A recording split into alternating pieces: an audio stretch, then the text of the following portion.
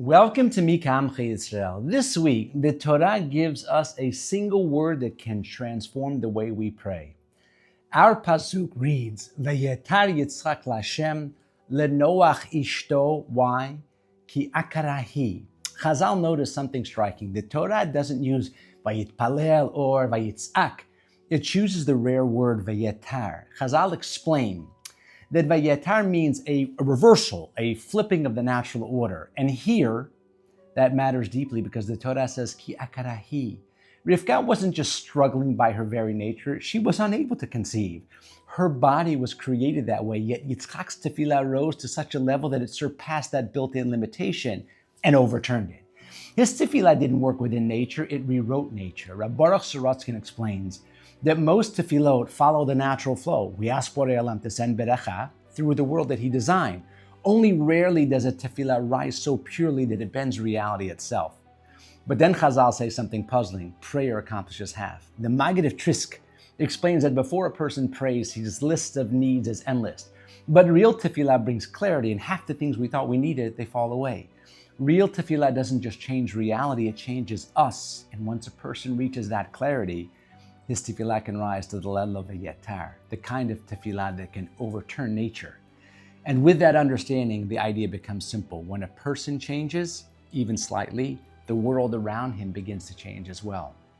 Here's a story that captures this perfectly. There's a Magid Shiur in Bnei Brak who gives a Daf Yomi Shiur every morning, and among the regulars is a Yid named Eli, a Baal Teshuvah who runs all the cafeterias at Tel Aviv University. He wears a beard and tzitzit, proudly sends his children to yeshivot, but he manages there the campuses where they have the food kiosks. There was a professor there who despised anything holy, and whenever he saw Eli, he hurled insults. Eli always answered back gently, "Thank you very much." One morning, the professor appeared crushed, and Eli asked him, "Is everything okay?" The professor broke. He says, "My wife gave birth to a baby girl, and the doctors say, lo aleinu, she'll never see." Every test shows the same thing. Eli told him there is someone who could help. Reb Chaim Kanievsky, Zecher Tzadik Kadosh Tahor Livracha.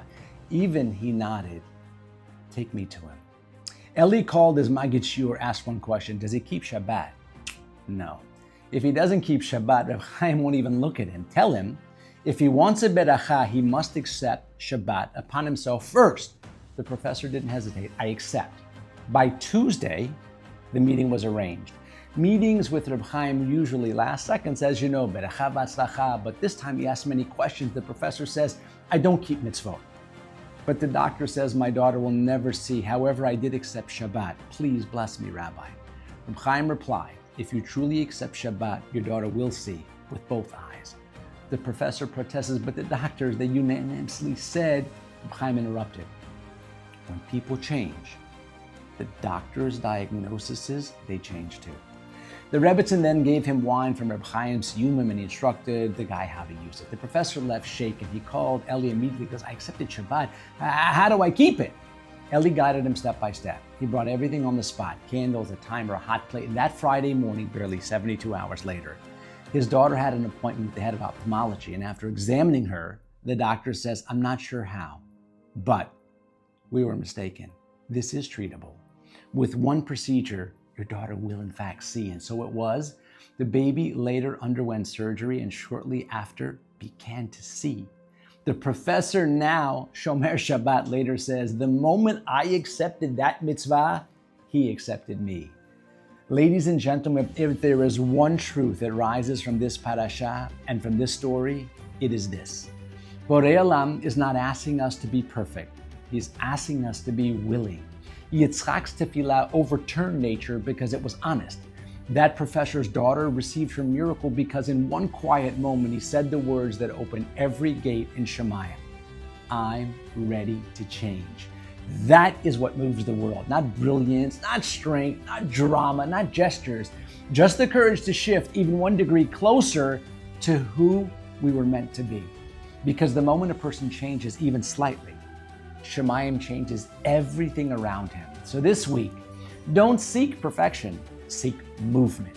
Our mitzvah, one habit softened, one moment of real tefillah that clarifies what truly matters, and you will discover the secret written between the lines of our parasha.